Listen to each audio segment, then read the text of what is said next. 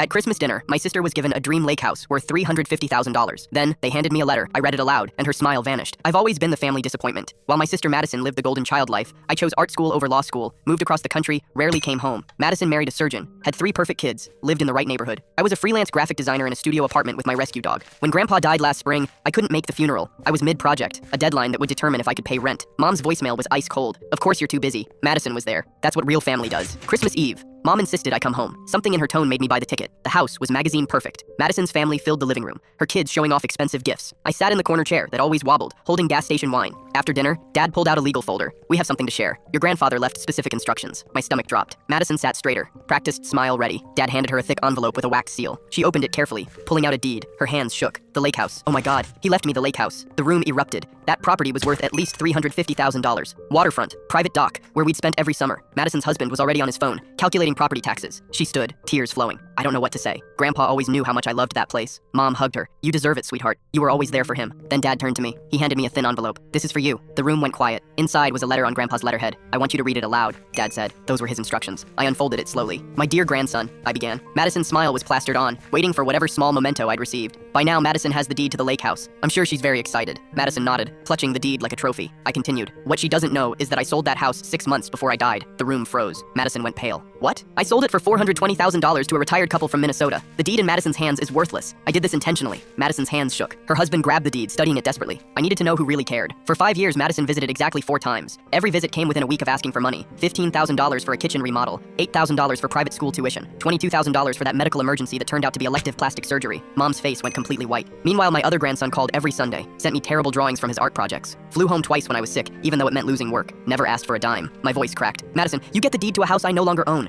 Consider it a souvenir of the relationship you thought we had. Madison stood, shaking. This isn't real. He wouldn't. Dad, tell me this is some sick joke. Dad couldn't look at her. I turned to the last page. To my grandson with the rescue dog and the wobbling chair, I leave the remainder of my estate. Approximately $740,000 in investments and savings. Use it to buy your own studio, adopt more dogs, and maybe fix that chair. The executor of my estate is my attorney, Richard Chen. He has all documentation. Signed, your grandfather who actually paid attention. I folded the letter. The room was dead silent, except for Madison's sharp breathing. You planned this, she hissed. You manipulated a dying old man. I didn't even know, I said quietly. I just called him every week to talk. Her husband was pulling up real estate records on his phone, confirming the sale. Madison had been clutching a worthless piece of paper, living her winter moment, while I'd been holding $740,000. Mom started crying. He was confused, senile. We can contest this. Dad shook his head. Richard already warned me. The will is ironclad. Medical records prove complete mental competency. Madison grabbed her coat. I'm done with this family. She looked at me with pure hatred. I hope you choke on that money. They left, taking the useless deed with them. The room emptied fast. I sat in that wobbling chair, staring at Grandpa's letter. He'd seen everything. Every fake smile, every manipulation, every Sunday phone call I thought didn't matter. Turns out, someone was paying attention after all.